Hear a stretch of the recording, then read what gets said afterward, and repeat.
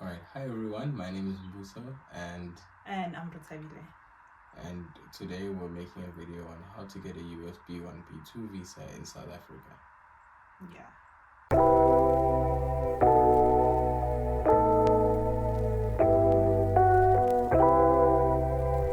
Keep in mind, this is based on our own personal experience.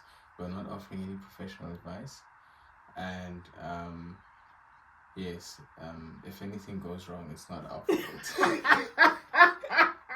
It's not our fault. Just to highlight that as a disclaimer.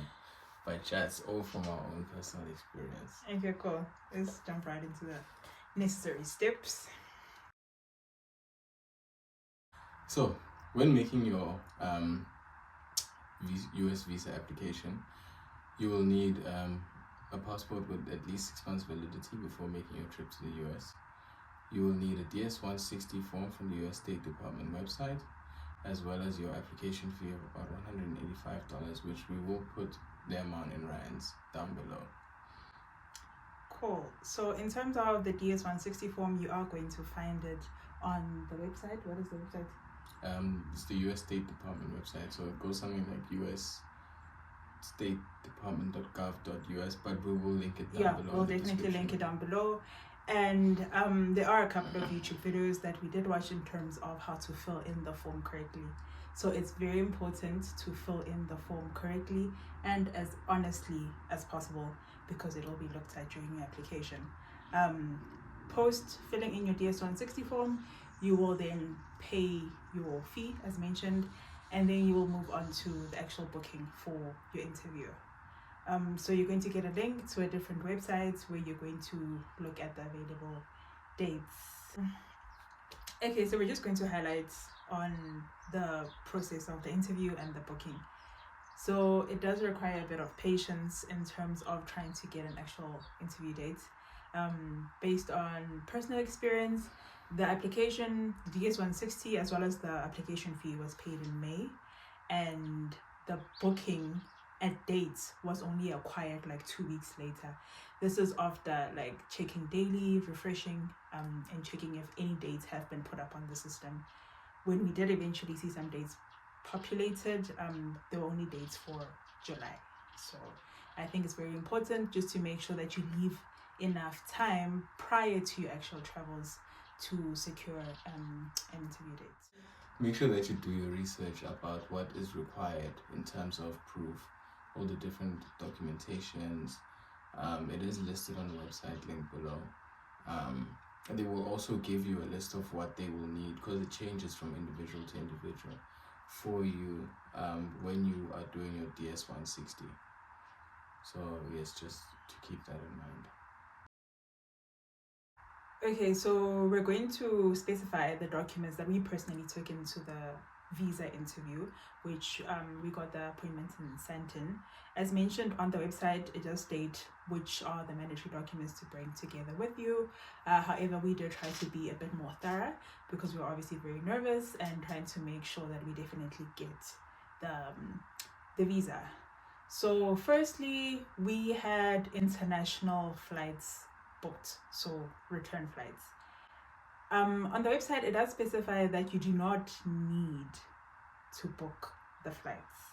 However, we still chose to do that for our own personal reasons, but we definitely made sure that the flights were refundable in case we did not get the visa. We'd at least be able to get the money back. So we also had domestic flights that were locked down. Those weren't paid for yet, but we already had like a reservation. We had a price lock. Yeah, yes. a price lock on the domestic flights. Okay, accommodation. We had accommodation booked on booking.com. I'm certain everybody's aware of booking.com. The accommodation was not booked. It was just, it was not paid. It was booked but not paid. But we had a reservation number. We had travel insurance. We had a very detailed itinerary. I think somewhere when we were doing our own research, we realized that some people had the experience where they were asked for a very detailed itinerary, basically detailing the day-to-day of exactly what they would be doing in the US. So that is also one of the documents that we brought along. And then obviously the basics, the letter of employment, proof of like bond, if you have a bond, and as well as a bank statement. Yeah, those were the letters that were physically brought to the interview. So yes, that's the interview. As Resmila said about the itinerary, that's very important because as I'll explain later about what happened at the border, it does become important to have some kind of an itinerary in place for when they ask questions down the line, as they will tell you when you get your visa approved.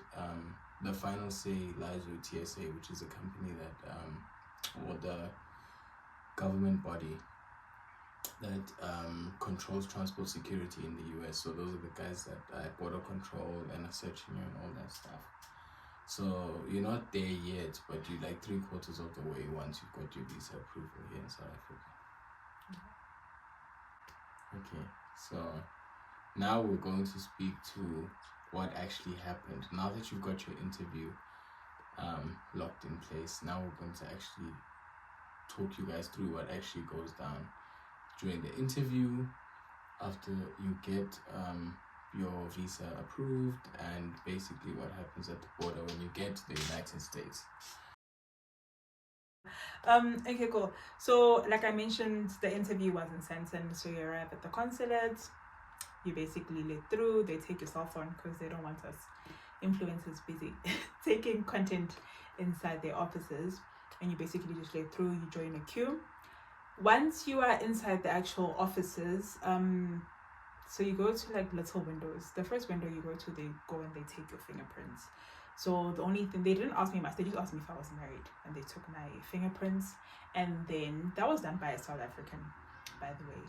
And then I joined another queue, a second queue, where you are then interviewed by the actual US citizens.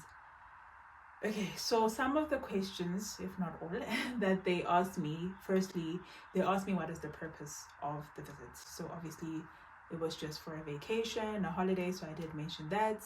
And they asked how long that would be for. Our stay was scheduled for 2 weeks. And then they asked where in the US we would be going to. So I did mention all of the cities. We were going to quite a couple of cities, and they asked where I had traveled to before.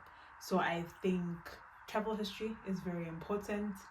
In my case, I had been to Italy the previous year and a couple of other local African countries. So yeah, I think that helps a bit in terms of proving that I do have a bit of travel history. They asked if I have children, I think just to prove that I have a reason to come back home and I don't intend on staying in the US for like forever and ever. They asked if I have a house, which I do.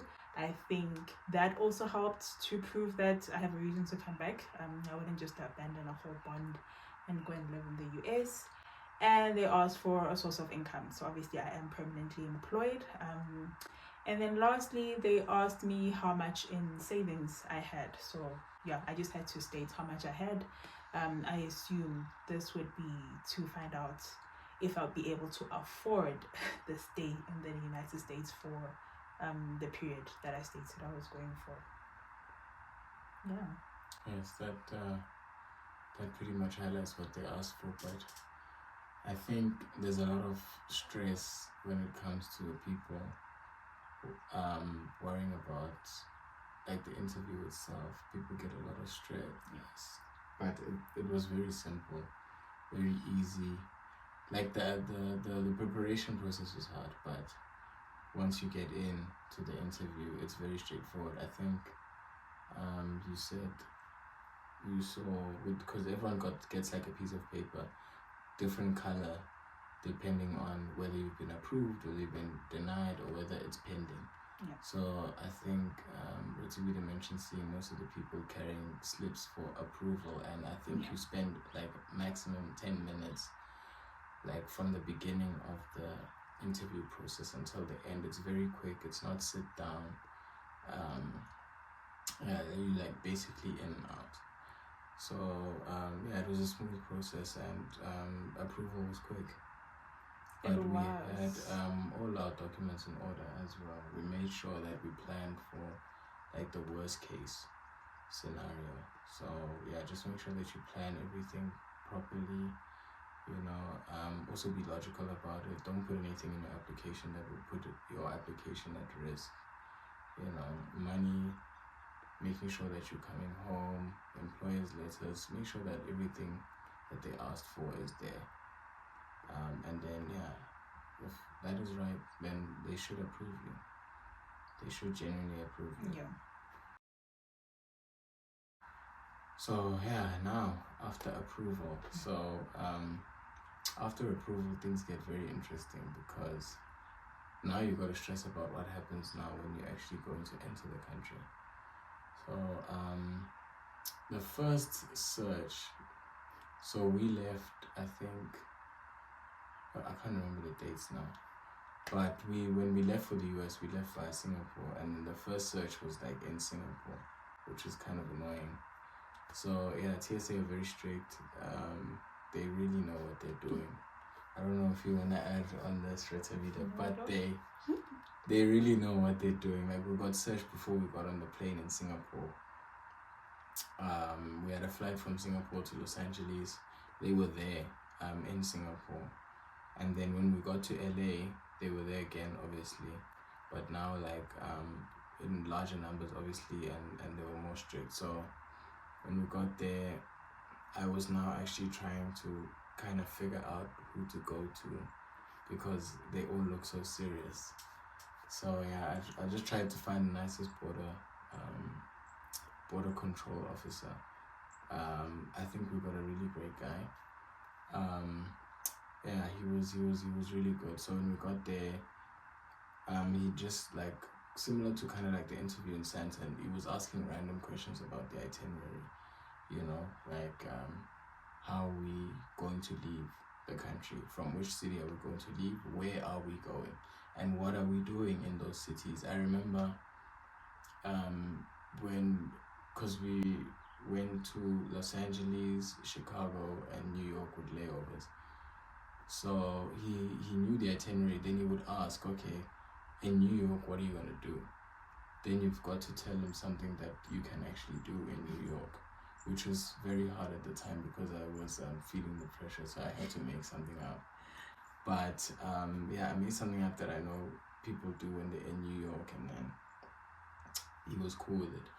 So lots of questions, where are you coming from, like making sure that the purpose of your visit is basically the purpose of your visit. You're not here on some shady reason. So we had fingerprints taken, and I think they made copies of our passports, took our pictures. There was a lot going on at that border.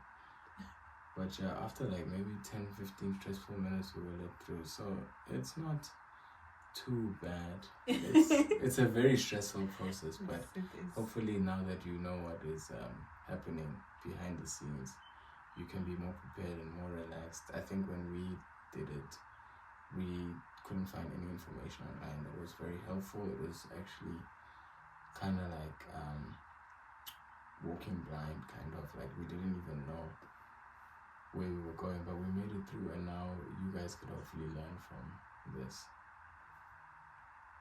Yeah.